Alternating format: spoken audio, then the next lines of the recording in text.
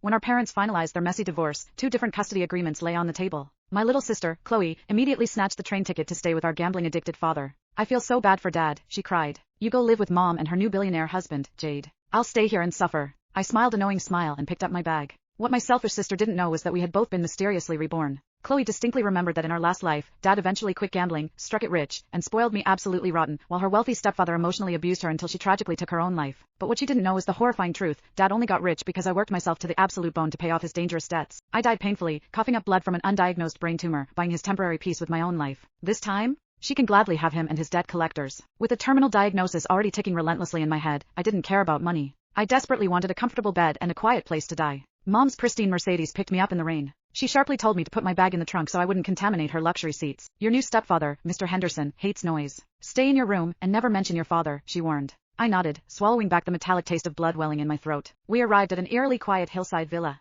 My new stepfather, Robert Henderson, was the exact man who had supposedly driven my sister to her tragic death. He sat in the dim living room, looking as pale as a ghost. When Mom eagerly offered me the luxurious guest room, I shocked her by asking for the dusty storage room at the end of the hall instead. It faces south, I explained. I'm always cold. Because of the aggressive tumor, my body lost its ability to regulate temperature. I desperately needed sunlight. Mom was furious, but Robert just stared at me with unreadable eyes and told me to do whatever I wanted. Over the next few weeks, I lived quietly like an invisible ghost. Mom acted like a high-class maid, desperately trying to please Robert, while I spent my days silently soaking up the sun. Then, the inevitable phone calls started. Chloe called, screaming that Dad was throwing violent tantrums for cigarette money. Transfer your savings now or I'll tell everyone you're letting Dad die, she shrieked. I listened to the sound of glass shattering in the background, the exact sounds that haunted my past life. You chose your path, Chloe, I whispered. Walk it. I hung up and permanently blocked her number. But the sudden stress triggered a massive physical episode. A violent gush of warm blood poured from my nose. I rushed frantically to the downstairs bathroom, gripping the cold marble sink as bright red blood stained my pale face and dripped down my throat. I desperately splashed freezing water on my face, trying to wash away the evidence of my ticking biological clock. Suddenly, the door creaked open.